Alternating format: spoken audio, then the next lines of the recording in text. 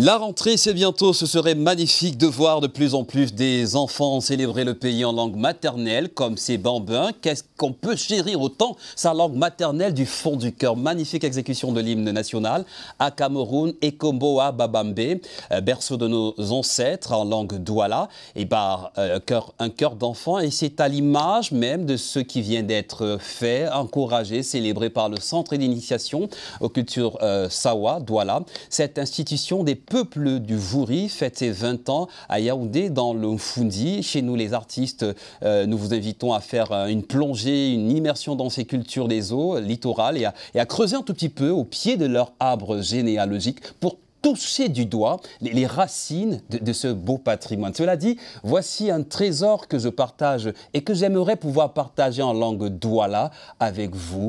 Eh bien, l'arbre généalogique des Sawa, fait par Tété Manga Aqua, disent comme ça, l'histoire commence par Bongo, le père...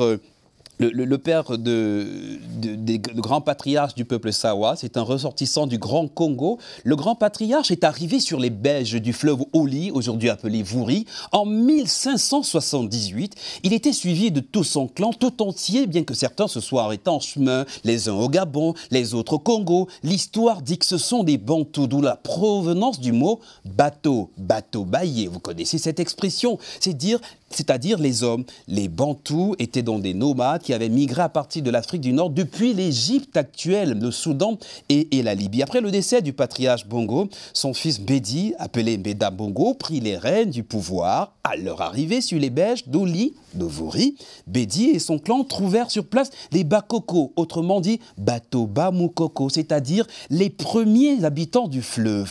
Les Bakoko occupaient donc une partie du fleuve qui s'appelait en ce temps-là Mbende.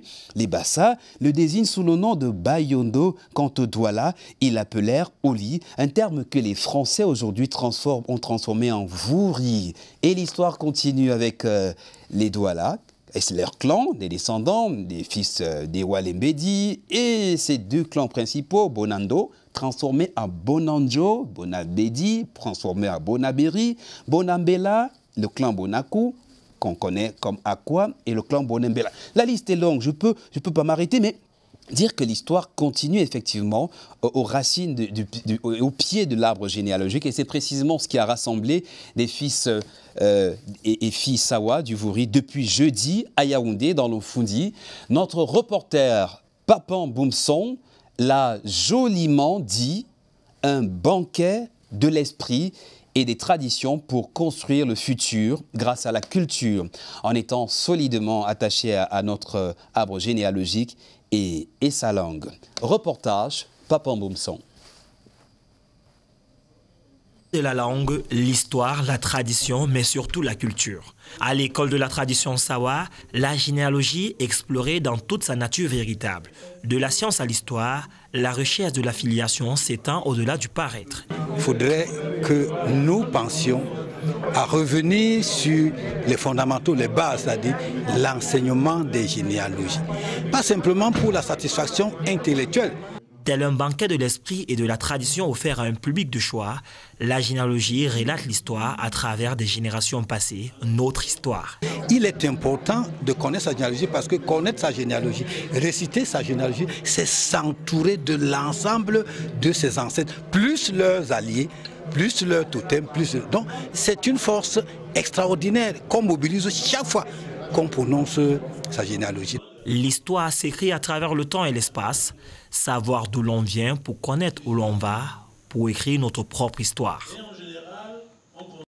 Merci Papa Mboumson, et à la suite de ce reportage, un supplément nourri d'ambiance. Sur place, vous l'avez vu, il y avait des élites, des enfants, tous les âges étaient de la partie, sous la direction éclairée d'enseignants, historiens, anthropologues, déterminés à baliser les chemins vers d'eux-mêmes, vers l'avenir, avec une conviction. Il est impossible de bâtir solidement notre futur sans nos cultures, et ce chantier de l'avenir, vital d'ailleurs, commence par nos racines, au pied de l'arbre généalogique. Je vous propose d'écouter une fois encore les arguments motivés des professeurs Daniel Aboua et Bonje Edjengele au secours de notre mémoire. L'arbre généalogique et ses implications dans la vie sociale des Camerounais. Oui, il faut que le Camerounais se connaisse. Retenir celle-là, il y a la deuxième représentation de filiation d'une famille, ensuite expression des liens de parenté sur plusieurs générations. D'où il vient, avec qui il est et comment il a grandi, il est totalement foutu. Et la généalogie, c'est cette étude qui permet à chacun de savoir que j'appartiens à, et j'ai évolué avec, et je continue, je serai encore avec les autres. Puisque la généalogie permet d'étendre la famille, surtout que dans nos sociétés, l'exogamie est une pratique. On va toujours chercher sa femme ailleurs, et ça étend la famille. Donc l'arbre généalogique n'appartient pas seulement à un seul groupe, ça multiplie les groupes.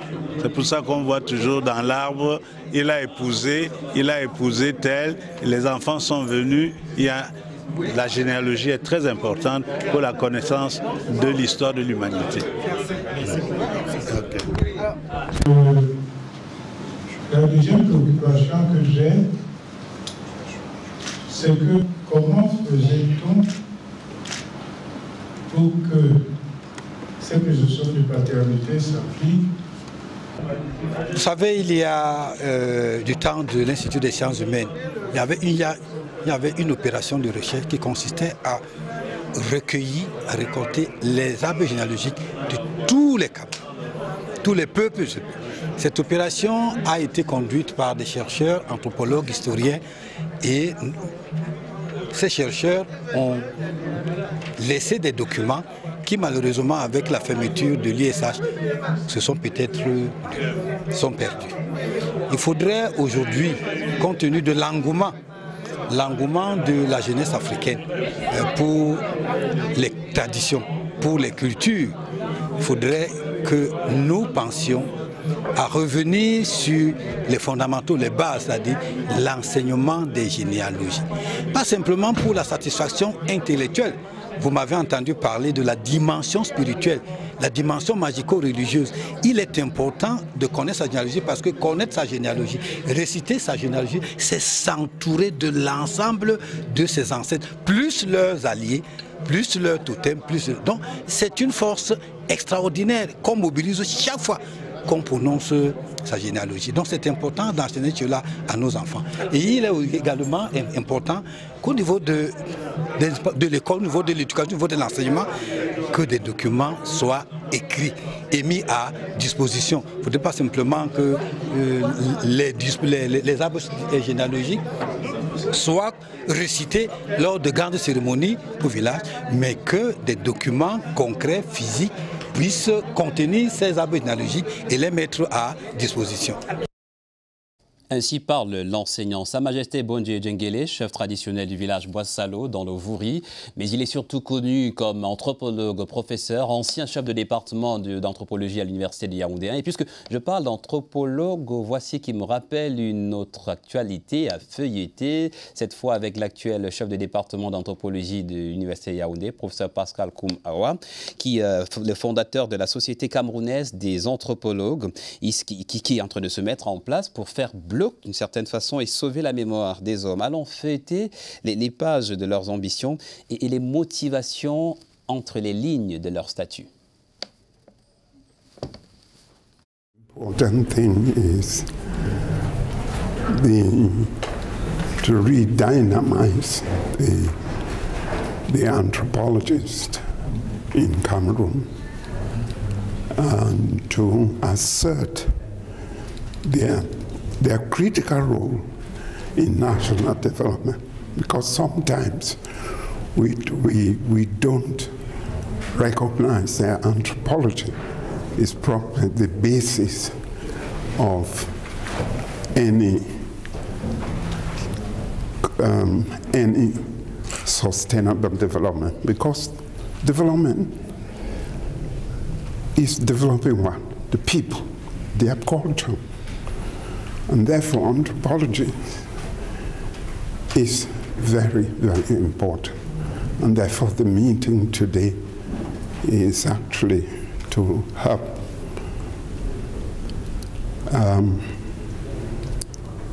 insert our role in history. Par définition, c'est cette science qui s'occupe de savoir comment l'être humain, dans sa communauté, dans son milieu, n'est-ce pas, apporte des réponses à ses besoins d'existence. Alors, nous appelons tout cela, ces réponses-là, nous appelons ça la culture, c'est-à-dire la recherche, c'est-à-dire les solutions, l'ensemble des réponses à des besoins que l'homme ressent dans son milieu pour survivre. Bien, qu'est-ce que donc cette science peut apporter dans notre développement aujourd'hui? Je ne vois pas, lorsqu'on parle de développement dans notre pays, des problèmes au niveau des familles. Hein. Nous avons plein de problèmes au niveau des familles qu'on ne cesse de soulever chaque matin, chaque jour. Nous avons des problèmes au niveau, n'est-ce pas, de l'éducation, par exemple, des Camerounais. Nous avons des problèmes au niveau de la santé, nous avons des problèmes au niveau, n'est-ce pas, de la vie politique. Alors l'anthropologie est là pour pouvoir dire, bon, voici, sur le plan institutionnel, sur le plan culturel, voici ce que l'homme a pensé. Et qu'est-ce qui fait que cela ne soit pas appliqué aujourd'hui? Bien. Les anthropologues, c'est gardiens de l'épanouissement des hommes, gardiens du développement durable. Ils ont une conviction, il faut aujourd'hui satisfaire les besoins en pensant aux générations de demain. Ainsi, donc, elles pourraient nous célébrer comme nous célébrons nos valeureux ancêtres. Ça tombe bien pour la suite d'ailleurs, puisque c'est un peu ce à quoi nous invite le professeur Kouma Ndoumbe III. Il nous exhorte à cela. On parle aujourd'hui d'arbre généalogique et dans la généalogie, justement, Kouma Ndoumbe III parle, et l'oncle de Douala Mangabel, ne sursautait pas, mort pour la patrie le 8 août 1914. Kouma Ndoumbe nous parle de Kouma Mbappé, Lok Priso, vaillant résistant chef Sawa de Bonabéry, tué il y a 106 ans, en 1916, premier Camerounais à dire non de sa propre main d'écriture au colonialisme. Voici un extrait. Et cette résistance, quand la constellation de la Première Guerre mondiale est venue, les Camerounais sont allés chercher des alliances avec les Anglais et les Français pour mettre le colonisateur à la porte. Bien sûr, le temps n'était pas encore mûr pour l'indépendance, parce que quand ils ont mis les Allemands à la porte, ils ont demandé l'indépendance, ils ont demandé l'autonomie. On a envoyé des lettres à la conférence de Versailles pour que le Cameroun ne soit plus colonisé. Mais la constellation internationale de l'impérialisme ne le permettait pas encore. Donc nous fêtons 2016, mais en même temps, nous fêtons aussi 2016 parce que C'est en 2016 que Lok Priso est parti. Koumambape. Lok Priso, c'est lui qui était le premier Camerounais à écrire avec sa main pour dire qu'il ne veut pas le colonialisme. No man by will. Pull that flag down. Au départ, c'est pas tout le monde qui a signé le fameux traité du 12 juillet 1884. Il y a un roi ici, chez les Belles, qui a dit que moi je ne signe pas. Et vous voulez même me corrompre par beaucoup d'argent pour que je signe. Je ne prends pas votre argent et je ne signe pas. Et c'est comme ça qu'il y a eu la première guerre entre Camerounais et Allemands. Donc nous fêtons la vision de Lok Priso et son courage. Je dis bien en 1884. Et celui qui a accompagné Douala Manga jusqu'à la fin. Parce que quand vous voyez le télégramme de 1913 qu'ils ont envoyé au chancelier allemand pour dire que mais nous voulons envoyer une représentation camerounaise en Allemagne pour défendre nos intérêts à cause de ces expropriations de terres. Mais le télégramme était signé Bell, Aquadairo et Koumambape, et non pas Belle ou Bonaberi. Donc, jusqu'en 1913, quelqu'un qui a régné pendant 70 ans et qui a dit que lui ne veut pas être soumis à l'impérialisme, à un autre pays, enfin à un pays occidental, il est mort en 1916, donc nous célébrons. Et vous avez vu tout à l'heure, on vous a montré le Tanguay, la proprincière de Lok Priso, que les Allemands ont pris ici le 22 décembre 1884. Quand il a dit non, votre drapeau là, enlevez-le. Quand il a dit, qu'est-ce qui s'est passé? L'armée allemande, la marine allemande est venue, ils ont bombardé tout Bonaberi. Et ils ont, avant de bombarder le palais de Lok Priso, ils sont entrés, le consul allemand, qui s'appelle Max Buchner. Il est entré, il a vu le Tanguay et il est sorti avec ça. Il a dit, voici mon butin de guerre le plus précieux. Je vais l'amener à Munich. Et jusqu'aujourd'hui, il est à Munich. Et je demande au gouvernement allemand que pour une réconciliation avec le peuple camerounais, la moindre des choses, c'est que ce que le consul allemand, donc c'est-à-dire au nom du gouvernement allemand, a fait, et que ce Tanguay est à Munich,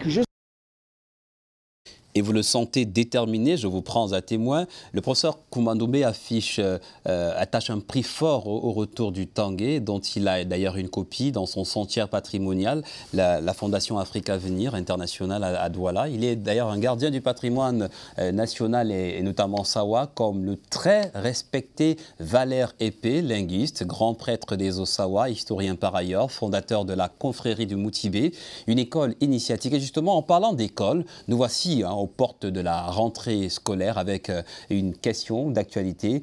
Comment mieux enseigner l'histoire dans les écoles? Je vous invite à partager la richesse d'une rencontre inédite, une interview d'école entre des élèves, menée par des élèves face à un homme immense par sa science. Valère Épée partage des valeurs de sa culture et une autre façon de revivre l'histoire du Grand Douala avec les élèves du collège Dominique Savio qui ont l'âge, par exemple, de ses arrière-petits-fils. Moment sublime d'une harmonie des générations. C'est dans ce document exclusif à l'écran de l'actualité pour vous. Vous allez aimer, je vous promets. Bonjour, Monsieur Épée. Bonjour. Donc, vous êtes réputé dans tout le Cameroun pour être un homme de culture. Vous avez enseigné à l'université de Yaoundé. Vous êtes Douala, tout comme moi, et spécialiste de cette ethnie et de ses traditions. Donc nous vous remercions d'être venu aujourd'hui répondre à nos questions et nous allons donc évoquer avec vous Douala pendant la période de 1914 à 1916. Bonjour. En 1914, les Allemands exproprient les Douala de leurs terres. Est-ce qu'aujourd'hui, il existe encore des traces de ces mesures dans le paysage urbain de Douala? Oui, les traces sont assez diverses, encore que peu en nombre, pour des raisons que j'expliquerai. Vous avez des immeubles, des rues et des monuments. En matière d'immeubles, vous connaissez sûrement la pagode, qui n'était rien d'autre que le palais du roi Mangandoumbé, c'est-à-dire le père de Rudolf Douala Mangabel. Et ce palais a fait l'objet d'un certain nombre de sentiments assez intéressants. Le gouverneur allemand, Jesko von Puttkamer, quand il a réalisé que ce palais n'a pas été construit par un Allemand, mais par un Douala, il a piqué une crise de jalousie parce que c'était l'immeuble le plus solennel, le plus beau du pays. Et ceci l'a amené en 1901 à décapitaliser la ville de Douala, c'est-à-dire à ôter la capitale de Douala pour l'emmener à Buea, oui, pour entre autres avoir l'occasion de construire un palais encore plus grand et plus beau. Oui. Dans le même secteur, vous avez la direction générale de la société maritime Wehrmann. Wehrmann est l'un des hommes avec qui on a eu à compter pour la signature du traité Germano-Douala de 1884. Oui. Donc, cet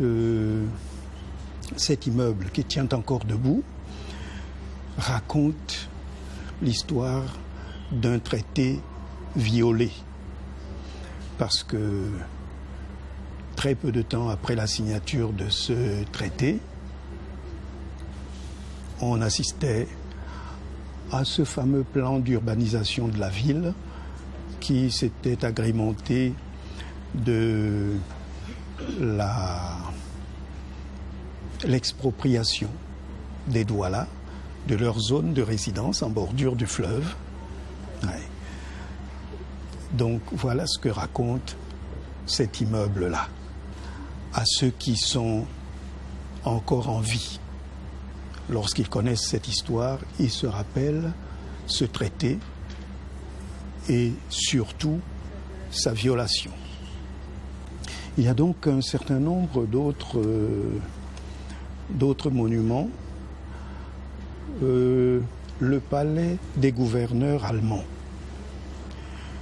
Vous ne le verrez pas parce qu'il est enfermé dans le complexe, l'actuel complexe du palais présidentiel.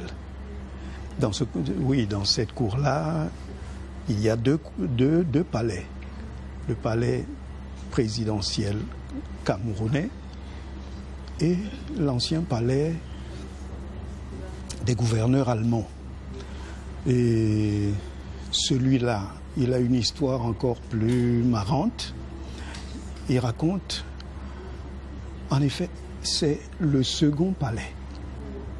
Parce que le premier a été incendié, oui, au cours d'une révolte, la révolte des ouvriers dahoméens. C'est d'anciens esclaves que les Allemands sont allés acheter au roi d'Abomey, au Dahomey, des mains du roi Béanzin, pour qu'ils viennent à Douala racheter par leur travail forcé leur liberté. Et quand on regarde ce palais, l'actuel, on ne peut pas ne pas se souvenir que ce n'est pas le premier palais. Le premier, lui, il a brûlé. Il a brûlé au cours d'un incendie successif à une révolte des Noirs. Ça, c'est la première révolte qui mène à la destruction du symbole même de l'autorité allemande. Oui. Et ce que je retiens, moi, au-delà de tout cela, c'est surtout le silence de certains immeubles, le silence de certains sites. Certains sites sont restés vides, absolument vides d'histoire, tellement ils sont denses d'histoire en réalité. qu'on n'a pas pu l'occuper par un monument ou un immeuble quelconque. Je prends l'exemple des lieux de la pendaison du roi Rudolf Douala Mangabel. Vous l'avez peut-être visité, hein? C'est dans une cour banale, devenue banale. Là où il a été gardé prisonnier du 7 au 8 août 1914. Rien, personne n'y va parce qu'il n'y a rien à voir. Et ça tombe. Là où il a été inhumé, oui, c'est-à-dire au cimetière Njonjo. Il n'y a plus aucune trace parce qu'on l'avait exhumé de là pour venir l'inhumer au caveau royal actuel. Ouais. L'hôpital de Douala, ce grand immeuble, ce grand et long immeuble au bord de la rue, d'ailleurs baptisée pour cette raison-là, la rue de l'hôpital, c'est-à-dire la rue qui mène vers le consulat de France, partant de chez le gouverneur, oui. Cet hôpital rappelle à qui connaît l'histoire que son portail portait un écriteau pour les Blancs. Oui, c'était un hôpital pour Européens. Ce qui va vous mener au second volet de cette révolte des Douala. Si le premier volet est celui de l'expropriation, le second, c'était l'instauration de l'apartheid. Les Noirs à part, les Blancs à part. Et c'est cet hôpital qui affichait haut ce racisme allemand. Voilà. Qu'est-ce qu'il y a d'autre? Il y a des bâtiments qui sont un peu moins bavards sur des chapitres de l'histoire, à savoir par exemple le bureau des postes. Mais lui, il évoque un certain nombre de choses pour moi, parce qu'il se trouve au cœur du quartier qu'habitait ma propre famille. Nous habitions là. Je n'étais pas encore né, mais je sais où ma famille habitait. Et le trésor, l'immeuble du trésor, où habitait la famille Ndoumbe, Bonandoumbe, les Bonandoumbe. Ouais. Donc, en plus, j'ai parlé des rues. L'axe qui relie le plateau Jos à Akwa et à Daïdo, c'est-à-dire l'axe qui parcourt tout Douala, raconte que le projet d'expropriation devait toucher aussi bien les Belles que les Akwa et les Daïdo. Mais les Allemands n'ont pas eu le temps de réaliser leur projet quand la guerre a éclaté. Voilà. L'avenue Amadou Ahidjo a été baptisée à un moment donné avenue du 27 août. Le 27 août 1940, date à laquelle le général Leclerc a débarqué à Douala. Mais lui, c'était déjà l'administration française. Mais c'est l'administration française qui a systématiquement effacé toute trace d'occupation allemande. Vous voyez, les traces, il y en a, même quand elles n'existent plus. Hein? Ouais. Puis l'effacement total des noms allemands sur les rues. Oui, l'administration française, quand elle s'est installée, n'avait pour premier objectif que la dégermanisation du Cameroun, effacer toute trace allemande. Voilà. Le roi Rudolf Douala Mangabel aurait été trahi en août 1914 par le sultan Njoya, roi Bamoun. Pouvez-vous nous raconter ce qui s'est passé? C'est une question très délicate, une question qui soulève une énorme polémique. Les Bamoun démentent systématiquement cette chose. Mais il existe des documents. À Douala, il y a deux versions de cette histoire de trahison.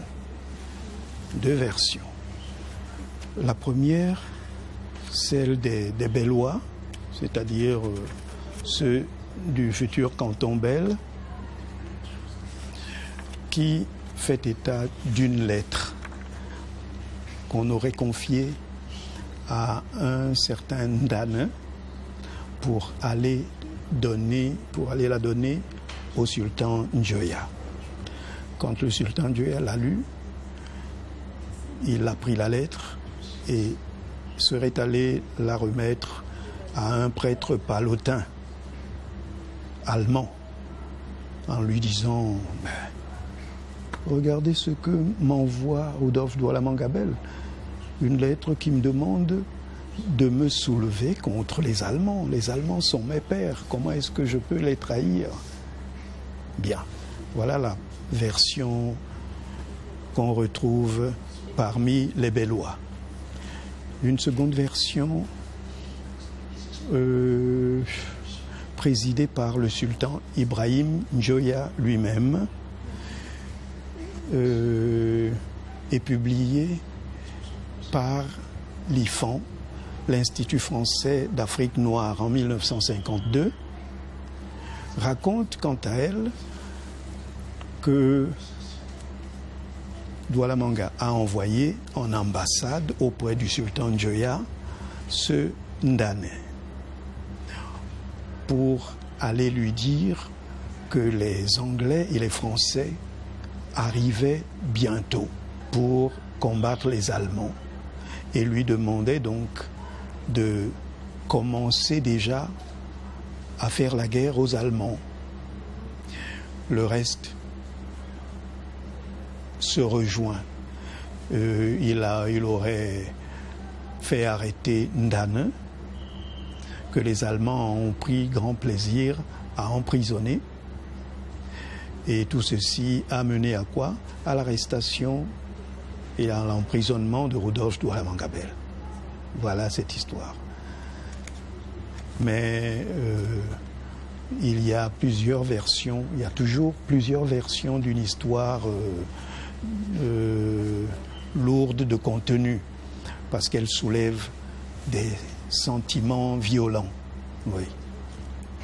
Adolphe Gonzo-Dine a été pendu le même jour que Rudolf Douala Mangabel. Quel rôle a-t-il joué dans sa résistance au projet d'expropriation? Il était d'abord un parent de Rudolf Douala Mangabel, donc un proche. Et puis, en tant que secrétaire, il assumait les fonctions liées aux écritures, les écritures de toutes les réunions du royaume. Tous les actes du royaume, c'est lui qui les mettait par écrit. Seulement quand la situation s'est dégradée et que la guerre menaçant d'éclater, alors qu'ici, nous avions déjà, nous les Douala avaient déjà commencé leur guerre à eux. Oui, les expropriations, l'instauration de l'apartheid, etc., on n'en voulait pas. Donc, on faisait tout pour combattre les Allemands sur ce terrain-là. Et c'est Gonzo-Dine qui assurait la correspondance, qui assurait les convocations aux réunions diverses, mais il est surtout connu comme celui qui Après, l'avocat et l'avoué envoyé en Allemagne pour plaider la cause des Douala auprès du Reichstag, leur Assemblée nationale, a été lui aussi envoyé par Rudolf Douala Mangabel pour la même raison. Seulement à son sujet, ce que je retiens surtout, c'est ce qu'ont fait les femmes de son village à lui, Ngosodine. Les femmes de son village ont mis sur scène une fausse veillée mortuaire à la veille du départ de Ngosso en Allemagne. Pendant que les pleureuses pleuraient dans la cour et que d'autres chantaient des mélopées de lamentation, il y en a d'autres dans la cour arrière qui s'attelaient à confectionner des miondo, des bâtons de manioc, mais des miondo vrais et des miondo faux. Les miondo faux n'étaient autres que les documents compromettants qu'il était censé emmener en Allemagne. Du coup, les Allemands s'y perdaient. Il y avait des miondo vrais et faux, ils ne pouvaient pas le deviner. Ils connaissaient l'odeur des miondo et l'ont laissé passer. C'est ainsi qu'il est passé inaperçu, déguisé en commerçant ouest-africain. Et il est arrivé en Allemagne. Mais seulement la nouvelle de l'arrestation à Douala de Rudolf Douala Mangabel a conduit à son arrestation en Allemagne parce que le chef d'accusation était haute trahison. Ça, du coup, même l'Assemblée nationale d'un pays encore plus coriace que l'Allemagne aurait abouti à la même mesure. Voilà. Il a donc été ramené à Douala, oui, et jugé le 7 août avec Rudolf Douala Mangabel, puis pendu avec lui le lendemain. Et le 27 septembre 1914, les troupes franco-britanniques se sont emparées de Douala. Comment les populations locales les ont accueillis ici? Oui, quand on vient de connaître les rigueurs de la colonisation allemande, tout autre colonisateur est le bienvenu. Mais c'est une bienvenue mitigée. On avait vu ce que signifiait la colonisation et on avait peur qu'on remette ça, qu'on nous remette ça. Et effectivement, c'est ce qui s'est passé. L'administration française dont on attendait, enfin pas moins de rigueur, mais dont on attendait un règlement des problèmes fonciers, Douala.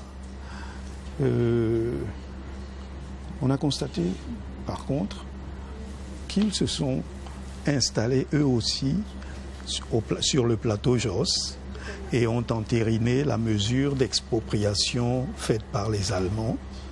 Et du coup, vous voyez, ça peut être vraiment décevant. Mais leur arrivée à eux deux, c'est-à-dire les Français et les Anglais, avait été reçue avec enthousiasme. On sortait d'un traumatisme énorme, la pendaison de leurs dignes fils, de leur, disons, porte-étendard. C'est eux que le Ngondo tout entier, c'est-à-dire pas seulement le canton Bel, mais le Ngondo tout entier avait chargé de mener ce combat-là contre les Allemands. Alors, eux, morts, Douala est plongé dans un traumatisme assez gênant. Et l'arrivée des autres, c'était l'arrivée des sauveurs. Mais le sauveur, l'œil exercé, le regardait avec beaucoup de curiosité. Voilà. Cet événement entraîne-t-il de profonds bouleversements au Cameroun et le début de la colonisation française va-t-il changer fondamentalement la vie des Douala? Oui, la vie a beaucoup changé parce que à la pendaison de Rodolphe Douala Mangabel, les Douala se sont éparpillés. Beaucoup ont quitté la ville pour aller dans le Mungo, c'est-à-dire la région où ils avaient tous leurs plantations. Et oui, on attendait beaucoup de l'administration française. Et j'ai dit tout à l'heure qu'elle a entériné le gros des décisions allemandes. Ce que les Douala ont assez mal interprété. Mais l'administration coloniale française avait pris pour première mesure la dégermanisation du Cameroun, c'est-à-dire l'effacement de toute trace de culture allemande. La manière de dégermaniser était un peu maladroite, parce qu'on envoyait des policiers, des hommes en armes, dans les cases, dans les maisons individuelles pour fouiller. Si on trouvait le moindre document en allemand, c'était une punition exemplaire. Il y avait dans la rue un tonneau sur lequel on vous couchait, vous, le chef de famille, devant vos épouses, vos enfants, vos cousins, vos voisins, etc., pour recevoir 25 coups de fouet.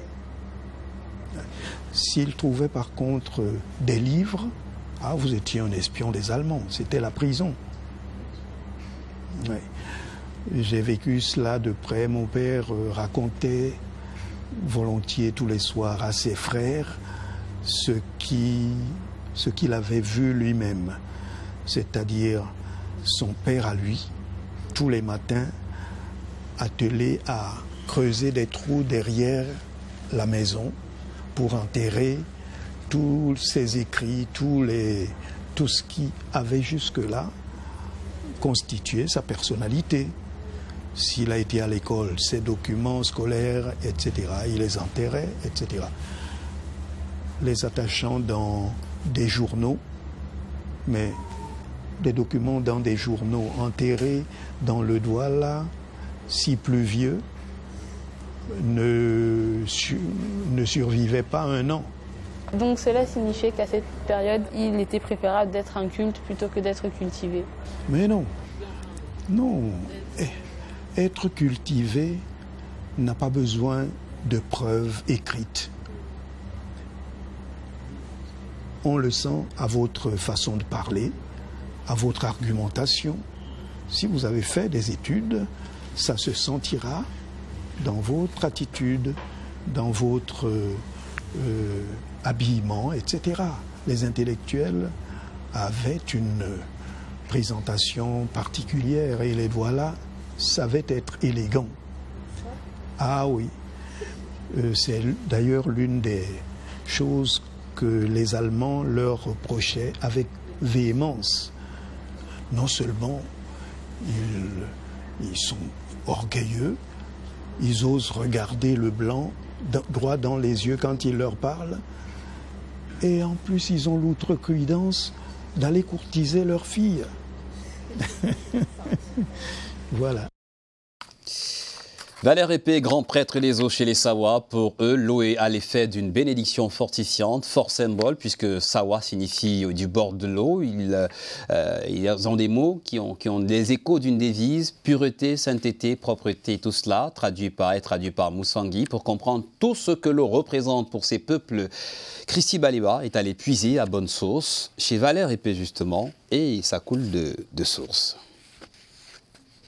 Mabola abuni balohe mamenda bola mwana kame abola lamboe ndabula mbenda e epe ya mwene adube ayo L'eau, ou Mindin en langue bakoko, Madiba en douala, Malep en bassa, est un élément fondamental dans le processus de fécondité. Mais elle est aussi un élément qui rassemble les peuples. Un peuple qui vit au quotidien dans l'eau, avec l'eau, sur l'eau, qui voyage par l'eau, qui travaille sur l'eau, son travail principal étant la pêche et tout ce qui est lié au voyage, c'est-à-dire le commerce. Il ne peut être question ici que d'une bénédiction fortifiante. Traditionnellement, chez les peuples aquatiques, tels que ceux du littoral, l'eau est considérée comme un véritable patrimoine culturel. Le mot sawa lui-même veut dire du bord de l'eau. L'eau, c'est la propreté. L'eau, c'est la pureté. L'eau, c'est la sainteté. Ces trois concepts s'expriment en Douala par un seul mot, Bosangi. Bosangi veut dire propreté, sainteté, pureté.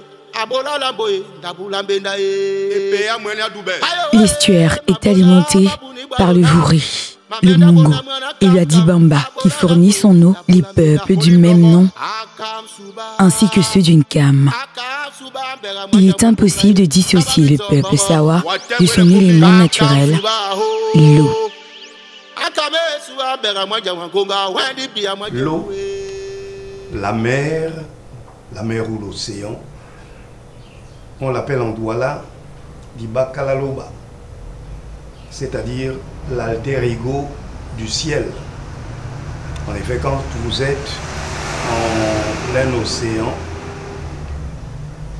et que vous n'avez rien autour de vous, vous ne savez pas où est l'eau. Si elle est en bas ou en haut, il y a juste au loin une petite ligne horizontale qui sert de frontière entre les deux. On l'appelle l'horizon. C'est l'horizon qui sépare les eaux d'en haut, c'est-à-dire celles du firmament, la pluie, la grêle, la neige, etc. De celle d'en bas. C'est cette dualité de l'eau qui en contient le secret.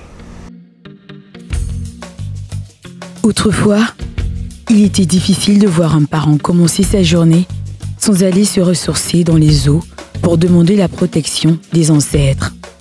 Tout cela nous met en position de spiritualité qui explique des rites tels que la bénédiction du fleuve, la bénédiction des êtres dans le fleuve.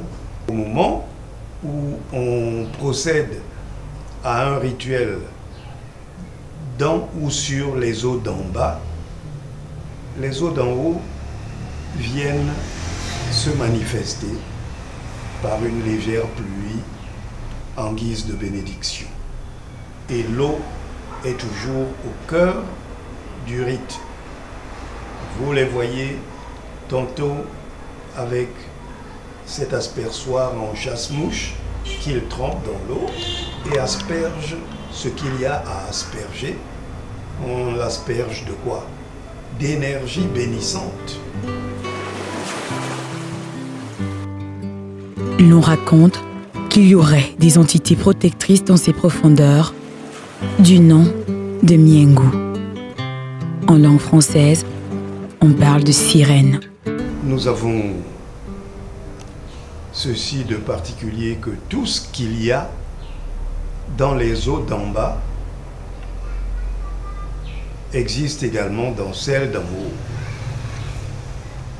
Aux poissons correspondent les oiseaux, et même les êtres spirituels que sont au-delà des eaux d'en haut, les anges, c'est-à-dire les êtres du haut, hommes, oiseaux, correspondent dans les eaux d'en bas par le mot Djengu en Douala. Ce sont nos anges qui sont nantis des mêmes missions, investis des mêmes pouvoirs et autres particularités que ceux d'en haut.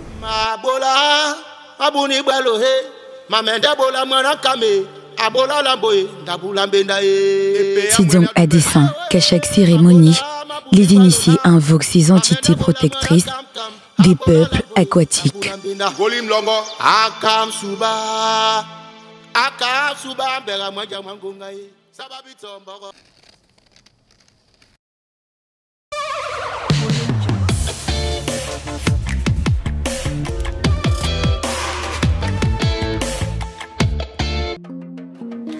Né en avril 1872, Rudolf Douala Mangabell fréquente l'école allemande de Douala jusqu'à l'âge de 12 ans où ses parents l'envoient en Allemagne. Il y poursuit ses études successivement dans le Württemberg, au lycée d'Aalen et de Rhénanie, à l'université de Bonn où il étudie le droit. Il revient en 1896 et se marie avec Emma Ngome Dayas, fille d'un capitaine au long cours anglais, Thomas, et d'une jeune fille de Bali, Tebeti Eyum Molobi. Sous le règne d'Auguste, Rudolf se met, dès 1899, au service de son père afin de l'assister dans la conduite des affaires du pays. De sorte qu'en 1908, à la mort d'Auguste Manga, Rudolf Douala est prêt et armé pour lui succéder. L'essentiel de sa tâche consistera alors à travailler à l'unification de la communauté Douala, déchirée par les rivalités et les intrigues des divers futurs colons.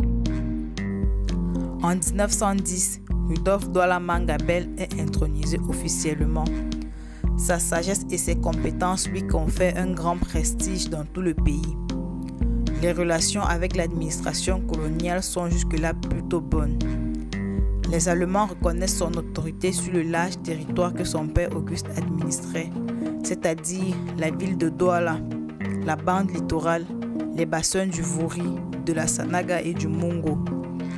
Mais le gouvernement colonial en cette même période prépare le projet d'urbanisation et d'assainissement d'un gros Douala. Ce projet consiste à créer une ville coloniale au bord du fleuve après avoir exproprié les populations Douala et à séparer celle-ci de la ville africaine par une fraye zone d'une largeur d'1 kilomètre. Dans l'esprit des planificateurs urbains, cette zone devait être un no man's land hygiénique nécessaire à la santé de la population européenne pour lui éviter toute promiscuité avec les indigènes. Les nouveaux quartiers africains New Bell, New Aqua et New Daido sont prévus pour accueillir les Douala expropriés de leurs terres. Évidemment, et fort des stipulations du traité de 1884 concernant la propriété foncière, l'ensemble des Douala s'oppose à cette mesure qui les couperait définitivement du fleuve, site économique et culturel fondamental pour l'identité du groupe.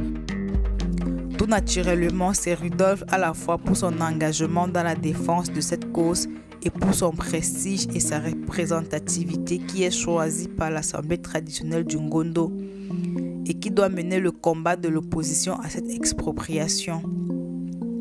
Rudolf entreprend alors une double campagne, une campagne d'information et de mobilisation parmi son peuple et une campagne d'interpellation et de pétition adressée au Reichstag à Berlin. Mais les autorités coloniales restent intransigeantes. Rudolf décide alors de dépêcher clandestinement son secrétaire, Ngoso Dine. Celui-ci entre en contact avec les milieux d'opposition berlinois afin de sensibiliser à cette question l'opinion publique allemande de gauche. Simultanément, Rudolf étend sa campagne de dénonciation et de mobilisation au-delà de sa stricte circonscription, notamment à l'ouest du pays. C'en est trop pour le gouvernement allemand au Cameroun. Ngoso Dine est arrêté et incarcéré dès son retour d'Allemagne. Rudolf est arrêté quelques jours plus tard. Le 7 août 1914, il passe en jugement et en compagnie de son secrétaire, accusés tous les deux de haute trahison, ils sont condamnés à être pendus le lendemain. Dans la soirée, sans témoin, Rudolf est conduit à la résidence du colonel Zimmermann. Celui-ci connaît bien et apprécie Rudolf, dont il a connu le père. Il est probable qu'il désapprouve le chef d'inculpation et le verdict de ses compatriotes. Mais c'est un soldat loyal. Rudolf embrasse son épouse et ses enfants. Il les rassure en déclarant que son incarcération doit bientôt prendre fin. Puis il prend congé et se fait accompagner par son notable Andrew Bell sur le chemin du retour. Il annonce à son compagnon le sort qu'il attend. Celui-ci le supplie de prendre la fuite, de profiter de cette occasion qui, assure-t-il, ne peut être qu'une invitation par Zimmermann à sauver sa personne. Là, Rudolf a donné sa parole. L'honneur de son nom, la sécurité de son peuple et la justesse de la cause défendue lui interdisent d'échapper à son destin. Il retourne en prison. Le lendemain, 8 août 1914, à 17h, Rudolf et son secrétaire Ngosso Dinh sont pendus dans la cour du commissariat de police de Bonanjo.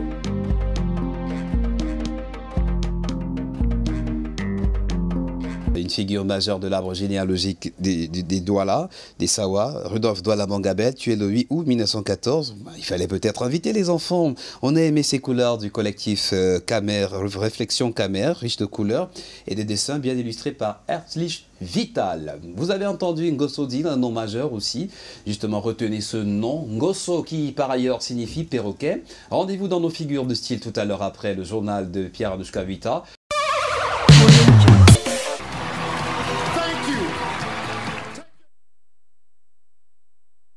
Fidèle à l'écran de l'actualité, chez nous les artistes, la suite, immersion dans les cultures des peuples Sawa, peuple de l'eau, à la faveur de la 20e, des 20 ans du centre d'initiation aux cultures Sawa, des cultures Douala, qui a siégé depuis ce week-end à Yaoundé, rendez-vous capital dans le Funzi, des fils et filles du Vouri, en guise de figure de style, un art, un rite qui a le mérite de guérir, le Ngosso, récité, chanté, cadencé avec ses 12 genres recensés, est spécial pour ses mélodies spécialement vocales, la voix uniquement, la beauté de la danse aussi. La cérémonie du Ngosso utilise principalement deux genres, les sewe et le mukukume. Les sewe rituels est essentiellement lyrique, et comme vous le verrez tout à l'heure, il est rythmé par le muken, ces clochettes-là, comme on en voit un peu dans le département du Noun et ailleurs, des clochettes en fer forgé, et les mbaka, des baguettes de bambou. C'est un reportage inédit signé Flore Écoulé de CRTV Littoral sur les berges du Vouri.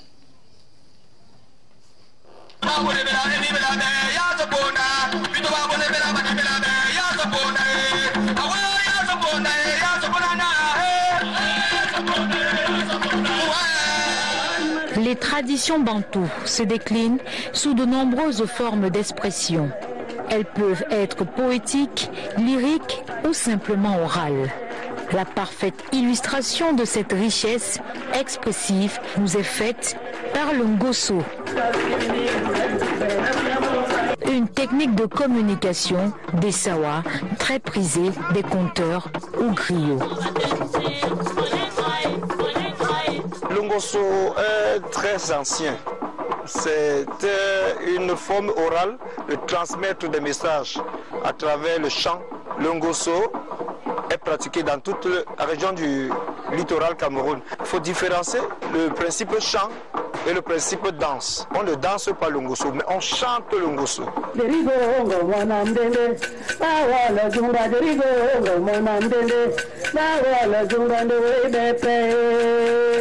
Nous allons mettre un accent pour que les jeunes ne se perdent plus, qui disent plutôt je vais chanter le Ngosso et je vais danser les sewe.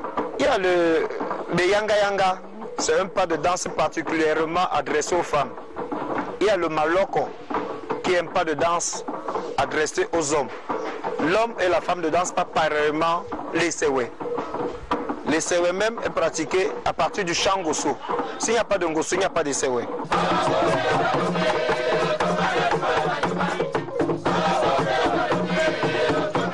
Un chant qui tire ses origines d'un volatile.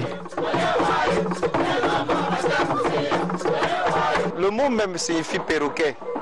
Alors comme ce voltige a des capacités d'imiter la voix humaine, c'est pourquoi les ancêtres ont trouvé mieux de donner à l'ensemble du chant le nom du perroquet, Ngoso.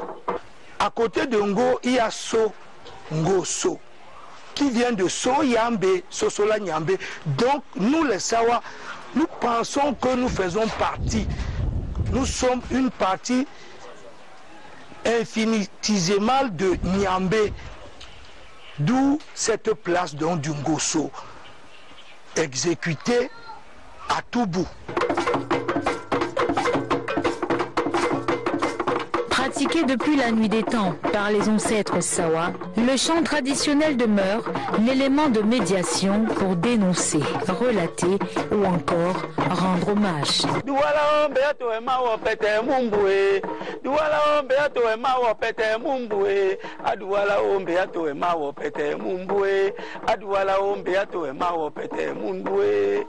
Ça c'est le Ngoso Nyenge. Et Nyenge veut dire la joie. Ne pouvant pas accéder à la grande divinité qu'est Nyambe et Weke, Mweki Peki, Nyambe nous a donné des instruments et des passages. Et nous croyons donc au Djengu. Or, pour accéder au Djengu, il y a une forme de Ngoso spécifique qui permet d'ouvrir la clé pour aller vers le Djengu, qui est donc notre façon à nous de louer Nyambe, de lui faire parvenir nos messages et en même temps d'aller vers lui. En fait, nous reproduisons à travers ces chansons du Djengu la danse éponyme de Nyambe Weke, qu'on appelle Esapo.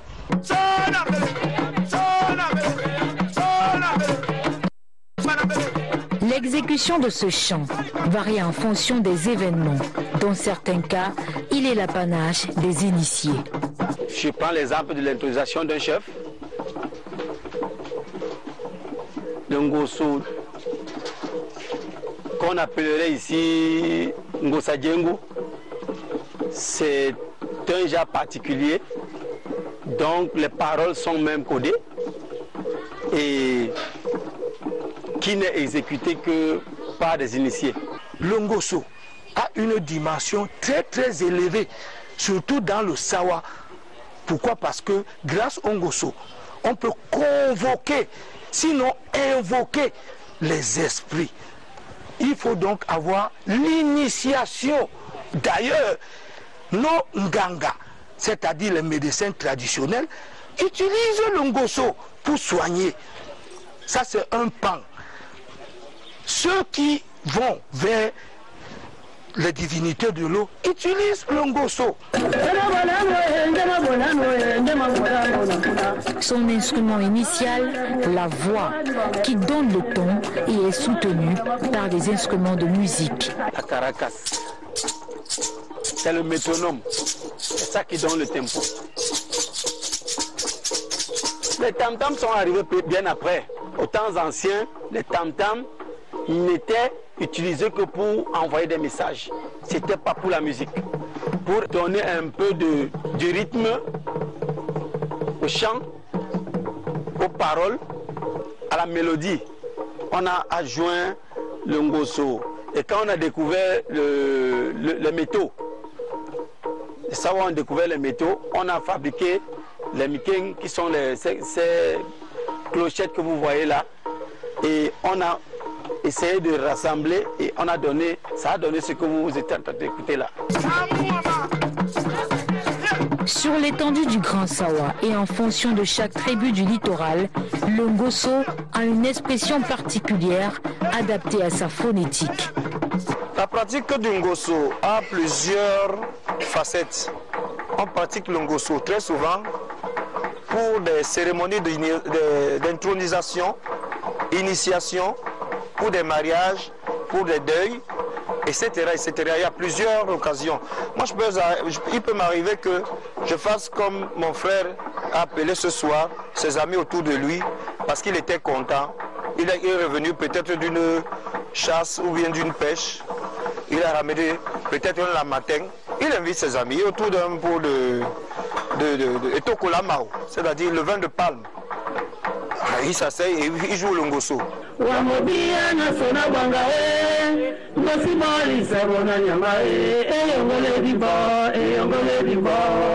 Je rends hommage ici à nos mamans, à nos grands-mamans qui, lors des veillées mortuaires, exécutaient toujours cette terre, c'est-à-dire dans les heures tardives de la nuit, pour chasser le sommeil et pour faire appel à l'esprit de celui qu'on va enterrer. Ils chantent, ils vont chercher l'esprit du défunt.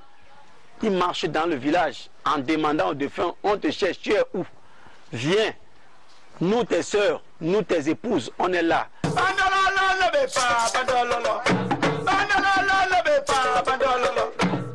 Aujourd'hui, le Ngoso continue d'exercer son pouvoir magique et mythique sur la jeune génération, et ceci depuis la Renaissance et l'éveil culturel des années 80.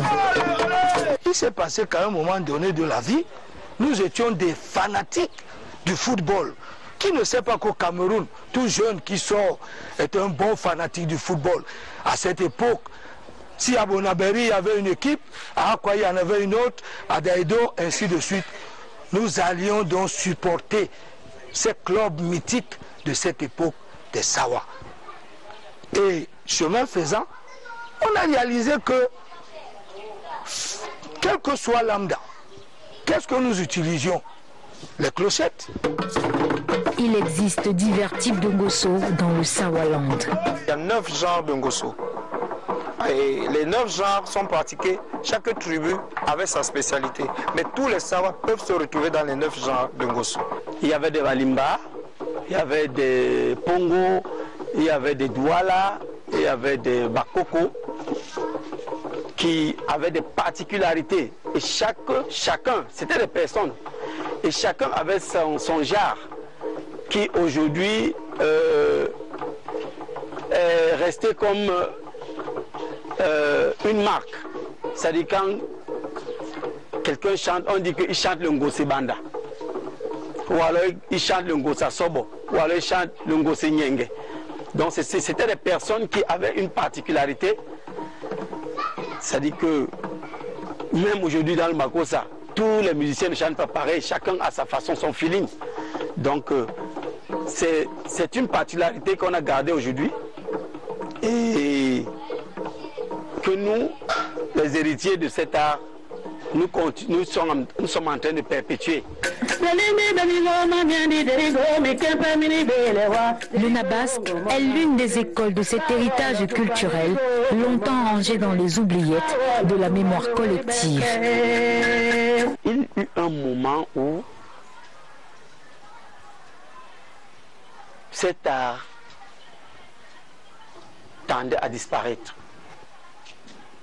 Et les mercredis où on n'avait pas classe, on se regroupait, on se réunissait les week-ends, on se réunissait et on essayait de prendre avec nous des gens qui avaient encore la maîtrise de cet art.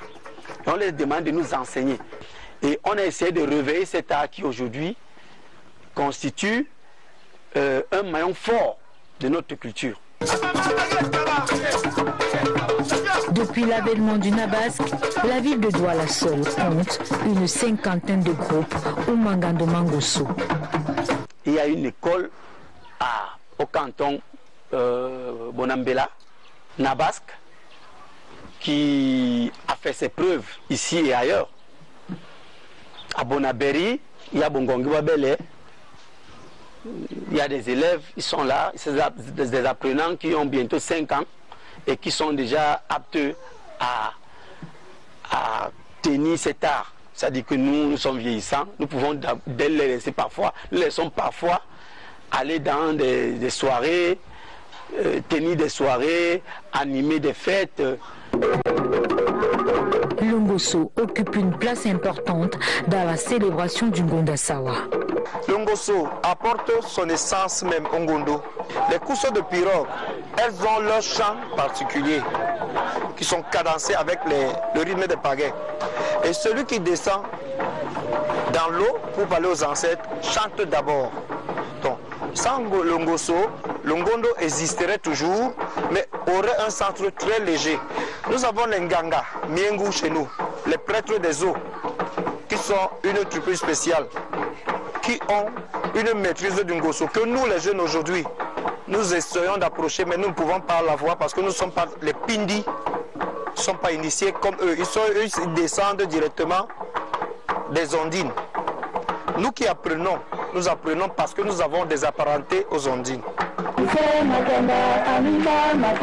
Ngoso Kamuni Yamosawa, ainsi va l'histoire. Je dirais Nassom pour dire merci, merci à ceux qui ont donné de la voix à l'ECOE, je pense à Nono Flavia Selamuna, Bendeka, la liste est longue, et pour conclure cette émission, on agrémente cette sortie en musique avec deux voix doyennes de l'ère Sawa musical. Charlotte Diponda avec Saleh John sur une piste musicale, un mix de Ngono et d'Ambass B. C'était au Grand Rex de Paris. Merci d'avoir été des nôtres ce soir chez nous les artistes. Gardez l'écoute continue de cette chaîne d'infos en continu. Nous sommes là pour vous. À très bientôt. Bon week-end. Au revoir.